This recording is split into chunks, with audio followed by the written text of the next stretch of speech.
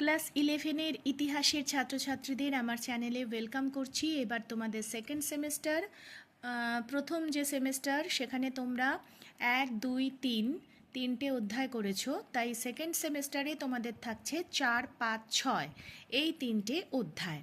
কিন্তু এবারে আর শর্ট প্রশ্নর ব্যাপার নয়, ওএমআর শিটে পরীক্ষা দেওয়ার ব্যাপার নয়। এবার আসবে তোমাদের বড় প্রশ্ন এবং সেটা তোমাদের খাতায় লিখতে হবে।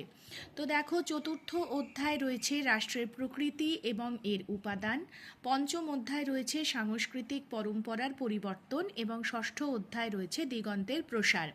আবারও বলছি 4, 5, 6, তার কারণ হচ্ছে প্রথম সেমেস্টারে তোমরা 1, 2, 3 অধ্যায় করে এসেছো, তাই দ্বিতীয় সেমেস্টারে তোমাদের 4, 5, 6 করতে হচ্ছে।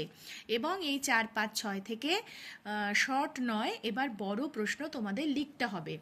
প্যাটার্নটা এবার দেখে নাও।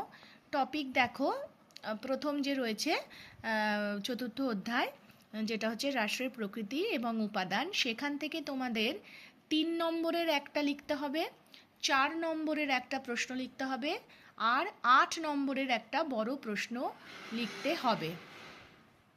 ঠিক আছে? এই 15 নম্বর, 4 আর 3 7 আর 8 15, এই 15 নম্বর থাকছে চতুর্থ অধ্যায় থেকে।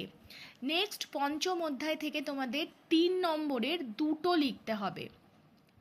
পঞ্চম থেকে সাংস্কৃতিক পরম্পরার যে পরিবর্তন, সেখান থেকে তোমাদের দুটো 3 নম্বরের লিখতে হবে 6, 4 নম্বরের একটা লিখতে হবে। এখানে 8-এর বড় প্রশ্নের উত্তর থাকছে না, এখান থেকে থাকছে 4 আর 6 10।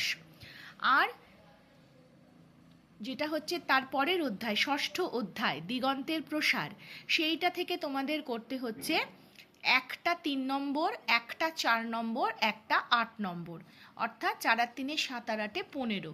তাহলে মোট কত হয়ে গেল? সেই 40 নাম্বার হয়ে গেল। প্রথম সেমেস্টারেও তোমরা 40-এ পরীক্ষা দিয়েছিলে, সেটা তোমাদের ছিল শর্ট প্রশ্ন। ওএমআর শিটে তোমরা পরীক্ষা দিয়েছো, এবার তোমরা লিখে পরীক্ষা দেবে। তাহলে চতুর্থ অধ্যায় ভালো করে বোঝো, রাষ্ট্রের প্রকৃতি এবং এর উপাদান, এখান থেকে কি কি তৈরি করতে হচ্ছে? একটা 3 নম্বরের, একটা 4 নম্বরের, আর একটা 8 নম্বরের। তারপরেরটা দেখো কি আছে, সাংস্কৃতিক পরম্পরার পরিবর্তন।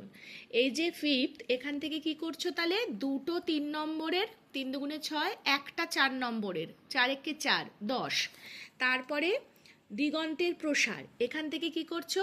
এখান থেকে করছো একটা 3 নম্বরের, একটা 4 নম্বরের, একটা 8 নম্বরের, মোট 15 হয়ে গেল 40। এইভাবে তোমরা প্রশ্নের উত্তর তৈরি করবে।